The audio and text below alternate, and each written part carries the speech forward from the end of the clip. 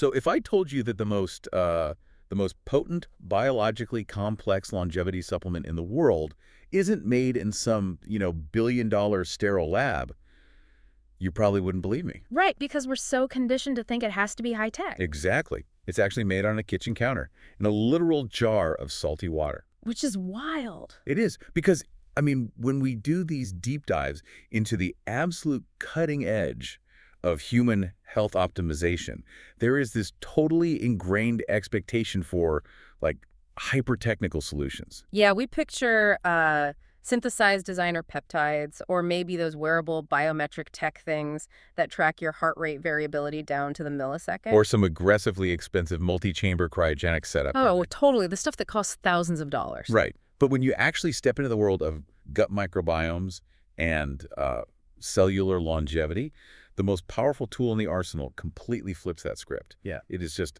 unapologetically low-tech. I mean, it predates modern medicine by, what, thousands of years? We are talking about a biological mechanism so ancient and honestly so fundamental that it requires zero electricity, zero microchips, and frankly, zero medical supervision to actually initiate. Which is exactly what makes our source material for today so fascinating. We're looking at a transcript from the Ultimate Human podcast, specifically episode 094, hosted by Gary Brecka. And the entire focus of this material, the whole thing, is on fermented vegetables. Just cabbage, carrots, water, and salt. Yeah. Now, to truly appreciate the juxtaposition here, you have to understand the vibe of this specific source. Because the host is so deeply entrenched in the peak performance space. During the show, he casually mentions a giveaway he's running called the Ultimate Human Swag Box. Oh, right, the swag box. That really stood out to me. Yeah, and the items in this box are intense. We're looking at, like, essential amino acid complexes, Yeah. a highly specialized Baja Gold sea salt meant to remineralize the body at a cellular level. A hydrogen water bottle was in there too, right? Yes.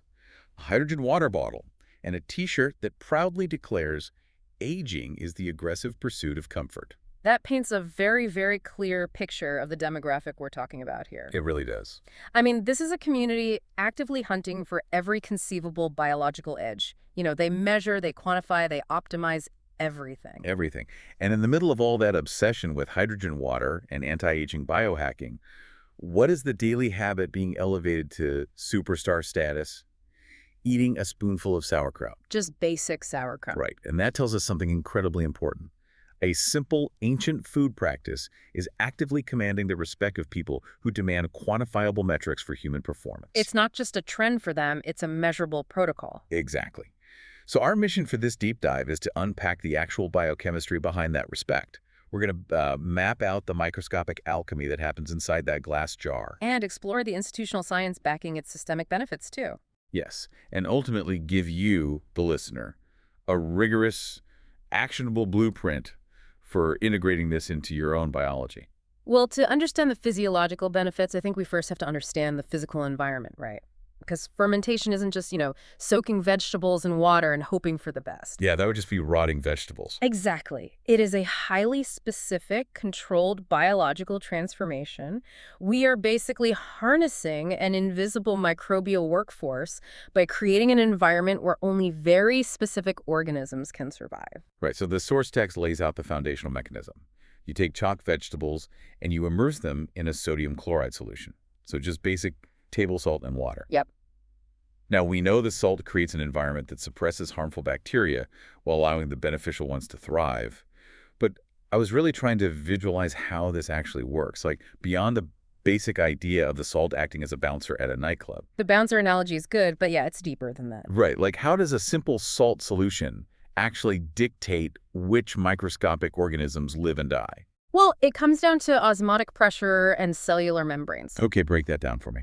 So pathogenic bacteria, the ones that cause rot, mold, foodborne illness, they have cellular walls that are highly susceptible to osmotic stress. Okay. When you place them in a hypertonic environment, meaning an environment with a really high concentration of salt, the water inside the pathogenic bacteria's cells rapidly rushes out. Oh, to dilute the salt around it. Exactly. It's trying to achieve equilibrium.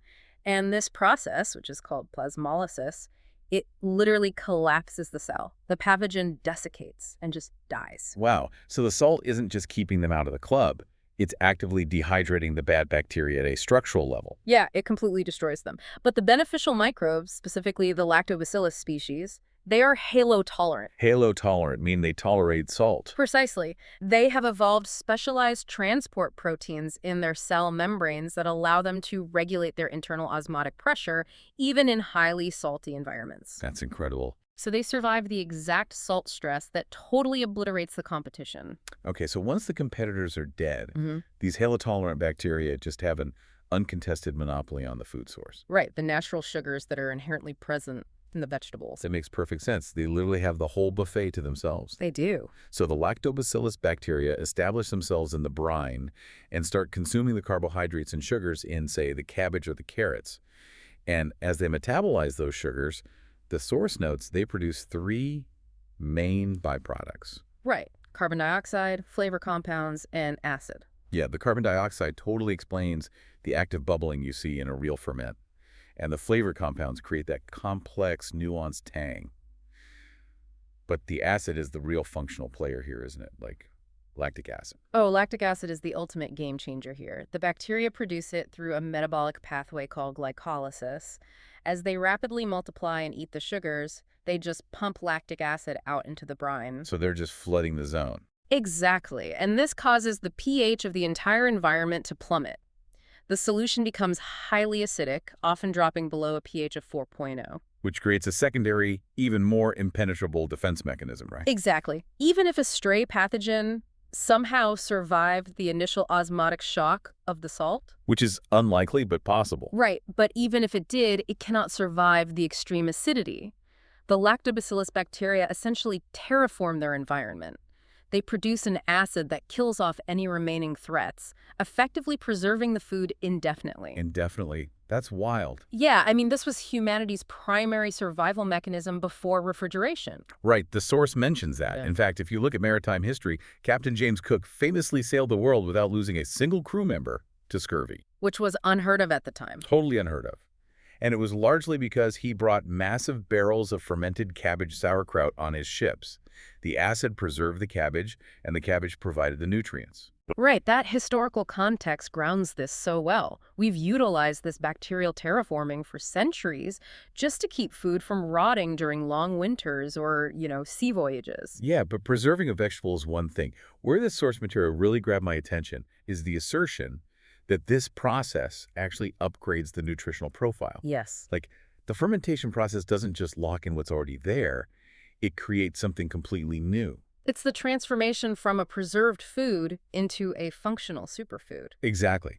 The text explicitly mentions the production of B vitamins. Now, I know microbes are capable of synthesizing compounds, but I want to dig into the actual pathway here. Because, how does a jar of salty cabbage suddenly end up with a higher concentration of vitamins than the raw cabbage it started as? It does sound like magic, doesn't it? It really does. What specific vitamins are we talking about? Well, we are primarily looking at the biosynthesis of vitamins like folate, which is vitamin B9, and riboflavin, vitamin B2, and in some specific fermentations, even forms of B12. Okay, but how are they making them? So, the raw vegetable serves as the substrate, basically the raw material. During the exponential growth phase of the bacteria, as they are rapidly dividing and metabolizing the plant sugars, they require these vitamins for their own cellular division and DNA synthesis. Oh. So they manufacture them. They utilize the amino acids and precursors present in the plant matter, and through their own enzymatic pathways, they synthesize complex B vitamins. So the bacteria are basically tiny biochemical factories. They run their own metabolic machinery, and the byproduct is a higher net concentration of bioavailable vitamins for us. Yes, and that is the crucial term, bioavailable. Right. The synthesis of new vitamins is significant, but the mechanical breakdown of the vegetable's physical structure is arguably even more impactful. The source introduces this concept of pre-digestion. Which is just a fascinating concept, because we usually think of a raw, fresh vegetable as the gold standard of health, right? Right, like a raw carrot is as good as it gets. Exactly. But plant cellular walls are constructed from cellulose. And from an anatomical perspective, humans do not produce cellulase, which is the enzyme required to break that cellulose down. No, we don't. It's basically biological chainmail. Chainmail. That's a perfect way to describe it. Yeah. We eat the raw cabbage, our digestive system works incredibly hard, but a massive amount of the nutrients just remain locked inside that unyielding cellular structure and pass right through us. Yeah, the biological chainmail is a highly accurate way to view it. We simply lack the chemical scissors to cut through it. Right. But the lactobacillus bacteria and the wild yeasts present in the ferment, they possess those exact microscopic lockpicks. Oh, wow. During the weeks they spend in the jar, these microbes secrete enzymes, specifically cellulases and amylases, that physically dismantle the complex structural fibers of the plant. They do the metabolic heavy lifting of digestion entirely outside of your body. So we are essentially outsourcing our digestion to these microbes before the food even hits our plate. Basically, yeah. By the time I eat the fermented cabbage, the chainmail has already been dissolved. Yeah. The vitamins, the minerals, the newly synthesized B vitamins, they are completely liberated. Exactly. My gut doesn't have to fight to extract them. They are readily available to be instantly absorbed right across the intestinal lining. You are extracting significantly more nutritional value for a fraction of the metabolic effort. But the breakdown of that plant fiber leads us to probably the most critical biochemical conversion discussed in the source material. Okay. It is a process that directly impacts systemic human health. You were talking about the short-chain fatty acids. Yes. Because the text specifically highlights that, quote, soluble fiber becomes short-chain fatty acids, which work magic in the human body. They really do. Now, we know humans lack the enzymes to break down soluble fiber, making it essentially useless to us directly as a fuel source. I mean, we're told to eat fiber for digestive motility, it keeps things moving, but we don't metabolize it for energy. Right, we just pass it. But you're saying the bacteria use it as raw material. How does that conversion actually happen, and what exactly are these SCFAs, these short-chain fatty acids, doing? Well, when you consume the fermented vegetable, you are delivering both the liberated soluble fiber and a massive army of live beneficial bacteria directly to your lower intestine. Okay, so they arrive together. Exactly.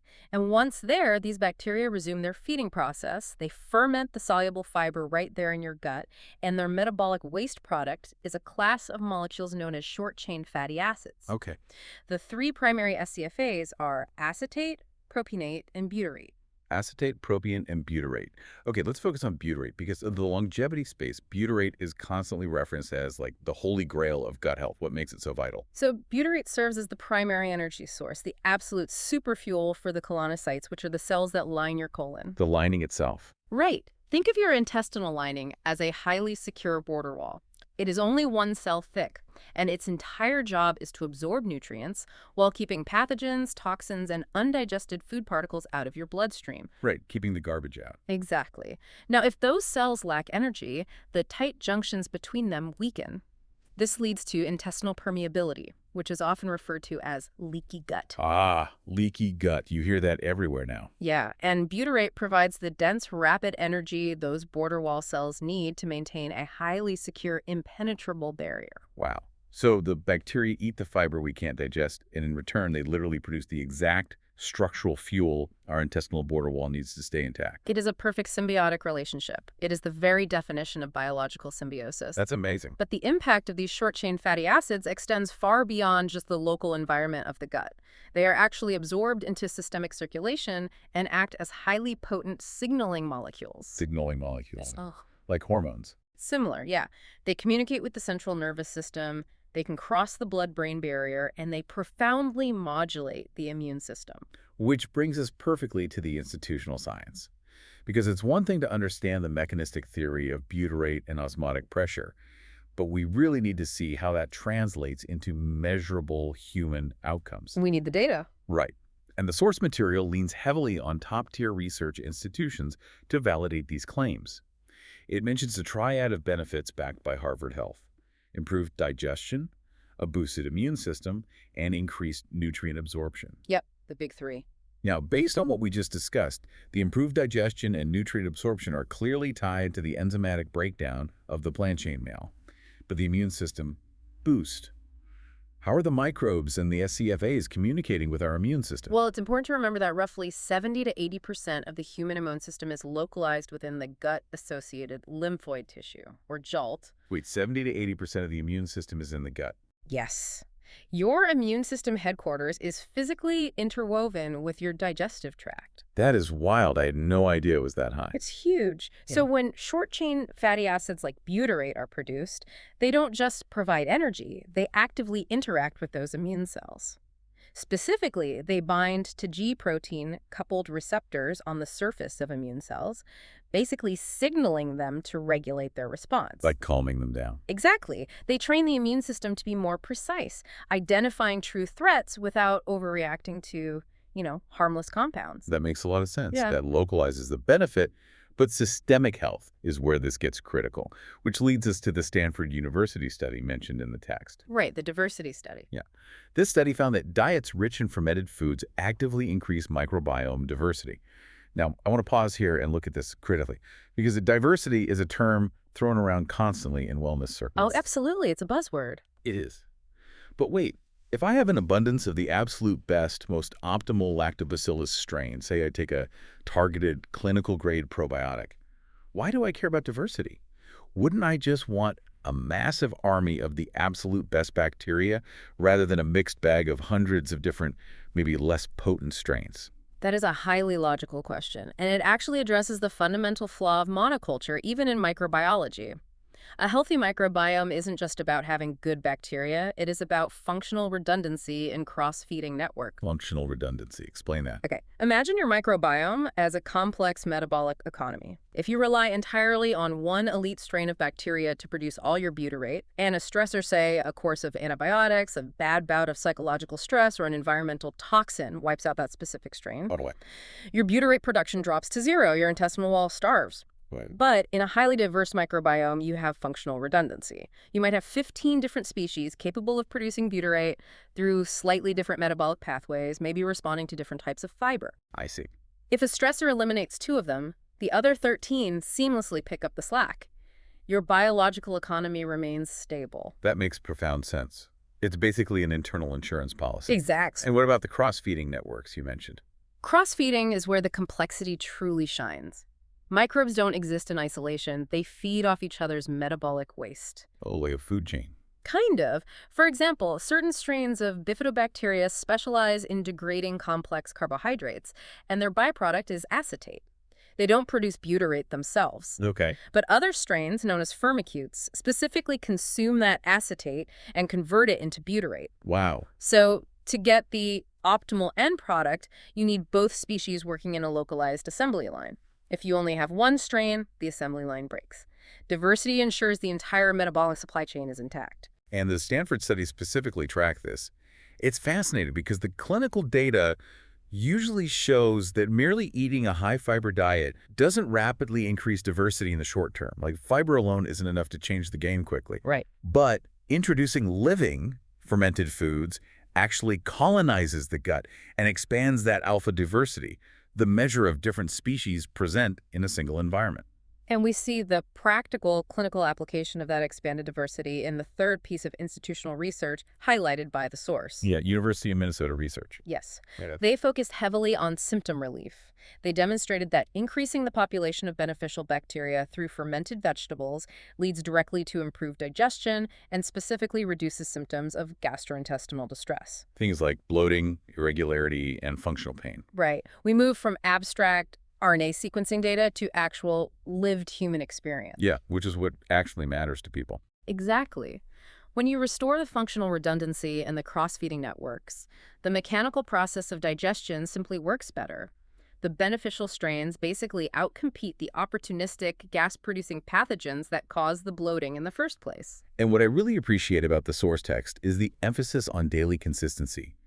Because the original podcast host explicitly notes that he eats a serving of sauerkraut, kimchi, or pickles every single day. Every day, it's a non-negotiable. Right. This isn't a 10-day cleanse. The microbiome is a dynamic, highly responsive ecosystem.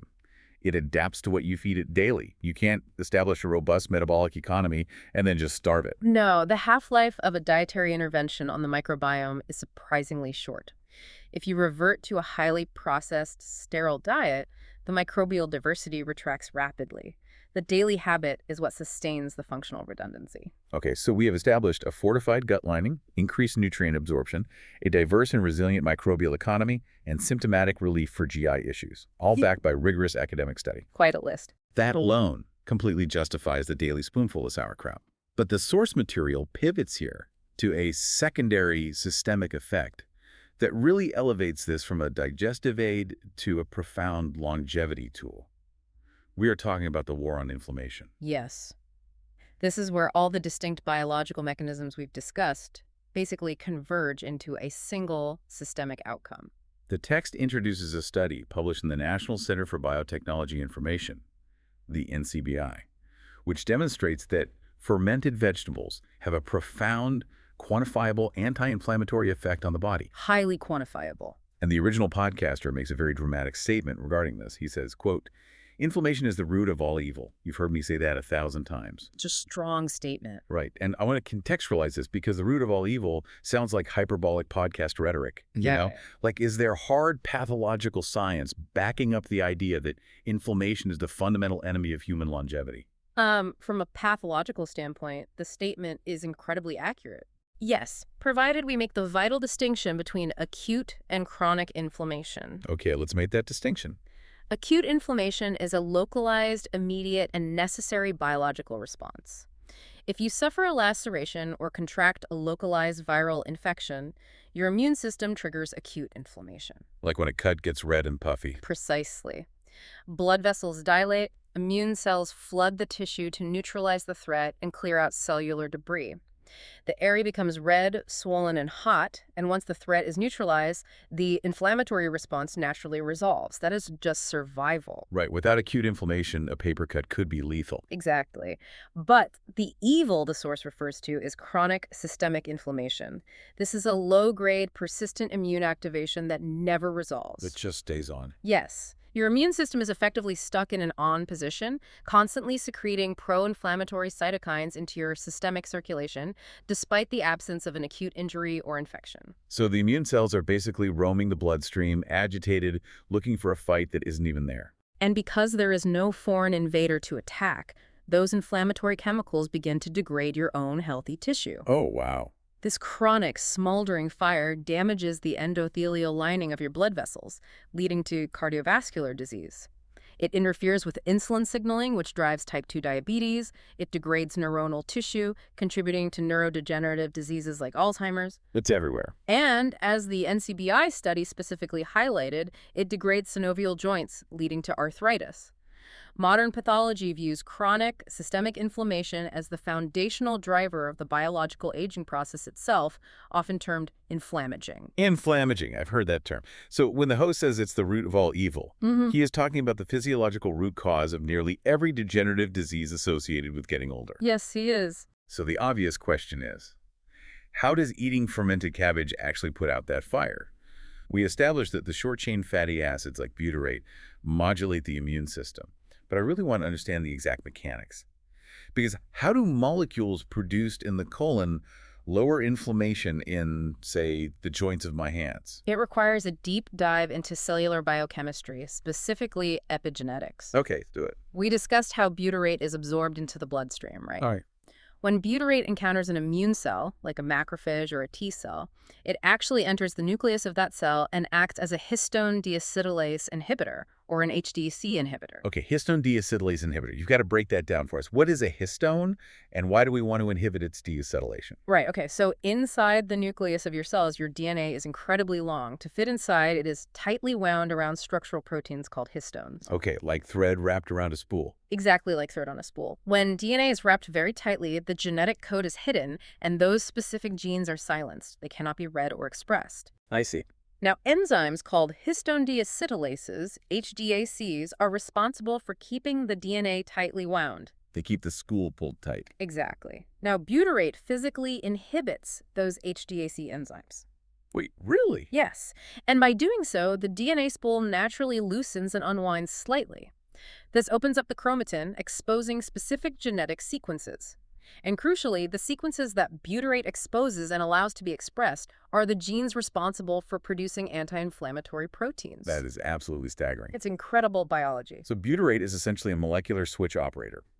It physically enters the nucleus of our immune cells, stops the enzymes that keep DNA tightly wound, and physically flips the genetic calm-down switch, literally forcing the cell to manufacture anti-inflammatory proteins. It alters genetic expression, period. Furthermore, this specific epigenetic shift heavily upregulates the production of regulatory T cells, or TREGs. TREGs, what do they do? If standard T cells are the soldiers of the immune system, TREGs are the generals holding the ceasefire flag. Oh, I like that analogy. Their primary function is to suppress aggressive immune responses and establish immune tolerance. By increasing TREG populations and simultaneously suppressing highly inflammatory transcription factors like NF-kappa, butyrate actively de-escalates the immune system on a systemic level. So when the NCBI study notes the profound anti-inflammatory benefits for conditions like arthritis, this isn't some vague, generalized health halo. Not at all. This is the literal result of bacterial metabolites traveling through the bloodstream, entering the nuclei of immune cells in the joint tissue, altering the way their DNA is spooled, and forcing them to stand down. That is exactly what is happening. We are literally reprogramming our immune system's baseline aggression level through the metabolic waste of bacteria eating cabbage in a glass jar. When you lay the mechanics bare like that, it really is a masterpiece of biological engineering, and it perfectly validates the extreme reverence this simple practice commands in the peak performance community. It fundamentally reframes how we view food. This isn't just caloric intake, it is a transfer of biological software. Yes, software is the perfect word. We understand the mechanism, the osmotic pressure, the enzymatic breakdown of the biological chainmail, the synthesis of B vitamins. We understand the production of butyrate and its epigenetic mastery over our immune system. And we see the hard data from Stanford, Harvard, and the NCBI validating the systemic outcomes. The science is just incontrovertible. It really is. But this brings us to the crucial pivot: implementation. The transition from theoretical biochemistry to an actionable daily habit. Because how do we extract this benefit without turning our kitchens into a high-maintenance laboratory? Well, the source material is highly pragmatic here. The absolute rule of initiation is to respect the potency of the intervention. You must start small. Right, because if you instantly flood a relatively sterile, low-diversity microbiome with a massive dose of live lactobacilli and pre-digested fiber, you are going to experience a rapid, aggressive shift in your internal ecosystem. Oh, yeah. The bacteria are going to rapidly ferment the newly introduced fiber, produce a massive amount of gas, and cause severe bloating and digestive distress. Nobody wants that. No. You have to titrate the dose. Exactly. You are introducing a highly active biological agent.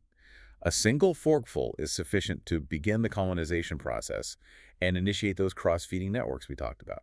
And the text suggests integrating this into meals you already eat to minimize behavioral friction. It's about finding the easiest entry point. Right, like mixing a tablespoon of tangy sauerkraut into a lunchtime salad. Or using a spoonful of kimchi as a side dish with dinner. Or, honestly, my absolute favorite, using live fermented pickles as a topping for sandwiches or burgers. And it's really vital to note the difference here. We are not talking about standard, shelf-stable pickles from the center aisle of the grocery store that are preserved in dead vinegar and pasteurized. No, those won't do anything for your microbiome. Exactly. We are talking about raw, living, fermented pickles from the refrigerated section. It is a one-to-one flavor swap that profoundly alters the biological impact of the meal. It's the microhabit approach, which is great. But for those who want to truly optimize the process, control the inputs, and maximize the biological yield, the source material heavily advocates for the DIY method, making it yourself. And this is where we actually apply the alchemy we discussed in the first section. Let's walk through the physical, step-by-step process of engineering this microenvironment right in your own kitchen, because it requires almost no equipment. Very little. The first step the source outlines is simply cleaning and chopping your chosen vegetables. The chopping is a mechanical necessity. By slicing the cabbage or carrots, you are exponentially increasing the surface area. Right. This exposes more of the plant's internal cellular structure to the salt, facilitating faster plasmolysis and accelerating the release of the vegetable's natural intracellular water. It also provides more physical real estate for the microbes to colonize. More surface area, faster extraction. Okay. And once it's chopped, we move to the salting phase. You apply the salt directly to the chopped vegetables and physically massage it in. This is where you manually initiate the hypertonic environment. As you massage the salt into the exposed cellular walls, the osmotic gradient pulls the water out of the plant's central vacuoles. So you're literally squeezing the water out of it. Exactly. You will physically feel the volume of the vegetable decrease as it releases its internal liquids, creating its own brine. You do not need to add water. The plant provides the exact liquid necessary. It's a very tactile process. Once you have this mass of salted, macerated vegetables sitting in its own juices, we reach the most critical step of the entire operation. The golden rule. The absolute golden rule of fermentation.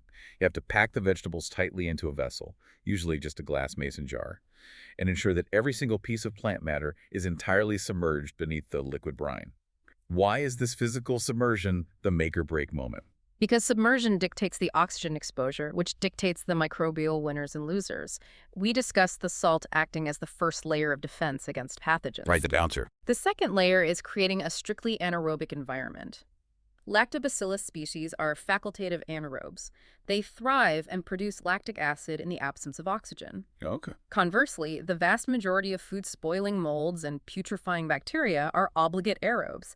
They absolutely require oxygen to survive. By packing the vegetables tightly and ensuring the liquid acts as an impenetrable physical barrier against the ambient air, you literally suffocate the pathogens. Wow. You seal the vault. The liquid line is the literal barrier between a controlled, life-extending fermentation and a rotting jar of garbage. Precisely. If a piece of cabbage floats above the liquid and contacts the air, mold will colonize it, keep it submerged, and the environment remains pristine. From there, the final step is simply allowing time and thermodynamics to do the work. You just leave the jar at room temperature. And temperature plays a huge role here, right? Right. You're dealing with living biological organisms, so the ambient temperature dictates the speed of the enzymatic reactions. Exactly. At a standard room temperature of around 68 to 72 degrees Fahrenheit, the microbial metabolism operates at an optimal rate. The text notes that you just wait for your desired taste and texture. Which is great. This is the subjective beauty of the DIY method. After 3 to 4 days, you will have a mild, lightly tangy ferment that retains a lot of the raw crunch. Like a light pickle. Right. But if you leave it for 3 to 4 weeks, the continuous production of lactic acid will yield a deeply sour, profoundly complex flavor profile and a much softer texture as the cellulase enzymes extensively break down the plant fiber. It is a living science experiment that you literally get to taste test. And I can tell you from personal experience, there is a very distinct, earthy, tangy smell that will briefly take over your kitchen when that fermentation is highly active. Oh, definitely. It's the smell of off-gassing carbon dioxide and volatile flavor compounds. It just means it's working. Once it hits your ideal flavor profile, you simply move the jar into the refrigerator. And the sudden drop to roughly 36 degrees Fahrenheit drastically slows the bacterial metabolism. They don't die, but they essentially enter a state of suspended animation, locking the flavor profile exactly in place. And because the pH is so low, it will stay perfectly preserved in your fridge for months. And by taking ownership of the process, you unlock a specific biological advantage that you simply cannot buy in a store. When you ferment vegetables in your own kitchen using local produce, you are culturing a microbiome that is geographically specific to your environment. Oh, wow. I didn't even think about that. Yeah. You are inoculating yourself with the specific beneficial microbes that exist in your local ecosystem, providing a highly targeted, localized upgrade to your immune system's repertoire. That is a remarkable concept. You are creating a bespoke, hyper-localized superfood, and the source makes sure to emphasize that you are not locked into just cabbage. The versatility here is incredible. Completely open-ended. The text provides a roster of vegetables that excel in this environment. Green beans, carrots, tomatoes, hot peppers, garlic, onions, beets, and cauliflower. You can engineer endless combinations. You could ferment hot peppers and garlic to create a living probiotic hot sauce. Yes, you can ferment carrots with ginger. Yeah. You have total architectural control over the inputs. No hidden sugars, no artificial dyes, no chemical preservatives, just raw plant matter, salt, and microscopic alchemy. It entirely democratizes the highest tiers of health optimization. It strips away the financial barrier to entry and relies solely on biological fundamentalism. Which really brings us full circle. We started this deep dive exploring a contradiction. An elite health optimizer, surrounded by cutting-edge, expensive longevity tech, isolating an ancient 3-ingredient food preparation method as a non-negotiable daily habit. Now it makes total sense. It does. We've unpacked the sheer biological density of that habit. We understand the physical mechanics of osmotic pressure and anaerobic environments. We've explored how lactobacillus microbes pre-digest the structural chainmail of plant cellulose, exponentially increasing nutrient bioavailability and synthesizing new B vitamins in the process. We detailed the production of short-chain fatty acids like butyrate, tracing their path from the colonocytes all the way into the nuclei of systemic immune cells. We explored the epigenetic mechanisms, the inhibition of HDAC enzymes, and the upregulation of regulatory T cells that physically force the body to downregulate chronic disease-driving inflammation. We saw how major academic institutions, Stanford, Harvard, the University of Minnesota, validated the expansion of microbial diversity, the reinforcement of the immune system, and the physical relief of gastrointestinal distress. The science moved from theoretical mechanisms to concrete, measurable human outcomes. It's all there. And finally, we laid out the low-friction blueprint for implementation, whether that means a daily spoonful from a store-bought jar of live kraut or engaging in the deeply rewarding tactile process of engineering a hyper-localized ferment in your own kitchen. It is a compounding, high-leverage intervention. Small, daily inputs yielding massive systemic stability over time. So, our call to action for you today is incredibly straightforward. Harness this invisible workforce.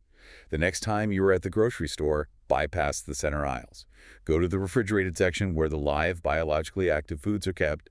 Find a jar of real, raw sauerkraut, kimchi, or pickles. Make sure it's alive. Exactly. Right. Buy it and commit to adding a single forkful to one meal a day. Observe how your digestion responds. Recognize that with every bite, you are actively reprogramming your immune system's baseline, reinforcing your cellular barriers, and pulling the root cause of chronic disease up from the soil. It is the highest return on biological investment you can make for the cost of a vegetable. A profound return on a virtually zero-cost investment. Absolutely. And as we wrap up this exploration into the microscopic world, I want to leave you with one final lingering thought to process. We just spent an hour uncovering how a process that requires nothing but a glass jar, water, and salt can completely transform a basic vegetable into an epigenetic modifier, a vitamin-producing biological factory, and a systemic anti-inflammatory powerhouse. A true powerhouse. It is a process honed by thousands of years of human survival. So my question for you is this. If we so easily abandon this incredibly powerful life-extending practice simply for the sake of modern convenience, sterile packaging, and mass-produced shelf-stable food, what other ancient, low-tech biological mechanisms have we entirely forgotten? That's a great question. Right. What other invisible, profound health benefits are we currently leaving on the table, just waiting to be rediscovered in our own kitchens? That is the exact question that drives true optimization. Keep questioning the convenient options, keep exploring the ancient mechanisms, and maybe go eat a pickle.